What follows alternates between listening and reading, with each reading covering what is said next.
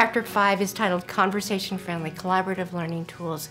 There are three main features of a learning management system that professors are finding more and more user-friendly to use and that have become very effective in student learning and engagement between students. The first is the discussion threads.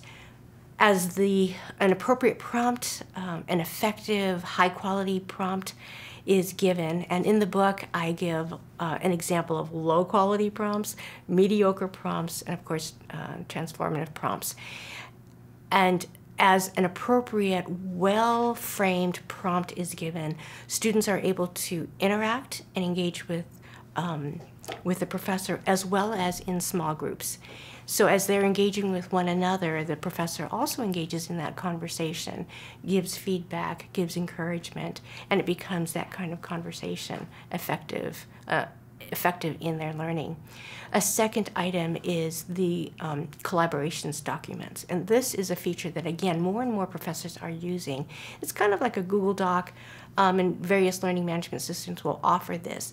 But it's simply a document that one puts up with an appropriate, well-framed prompt that students can add to that document. And this seems to be a feature that can be used not only in online courses, but there's this interplay of using it in a traditional brick-and-mortar class. And I have found that often with so many of these features, is that I can use them in a traditional brick-and-mortar classroom as well as in my online classes. And the collaborative documents are those that students can immediately give feedback to a particular prompt, and they can see one another's contributions to this growing document. And then thirdly, there are the video conferences. If you've ever Skyped with anyone, it is the use of a video conference with small groups. More and more learning management systems are allowing more students, more people onto a particular screen.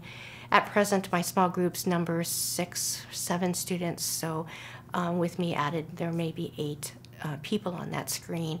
And here's a time that I can interact with the students. It's real time. It is a time when I can ask questions. I generally focus on past, present, and future. So we've just accomplished this. Do you have any questions about what we've discussed, what you've read, what you've explored as a group together? And how about for the present? This is what you're going to be addressing now. And what were some of the challenges to some of the assignments or the readings? What questions do you have about a particular read today? And I can ask them that, and they can hear one another's responses and questions.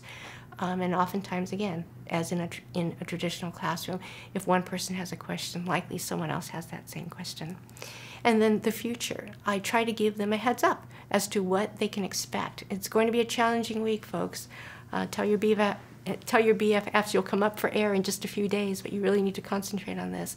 So I kind of give them a heads up in terms of the difficulty, the challenges that are up ahead, and to help them navigate through the coming week, whether it be a particular and challenging read, a particular challenging assignment, anything that I might know ahead of time that I can pass on to them.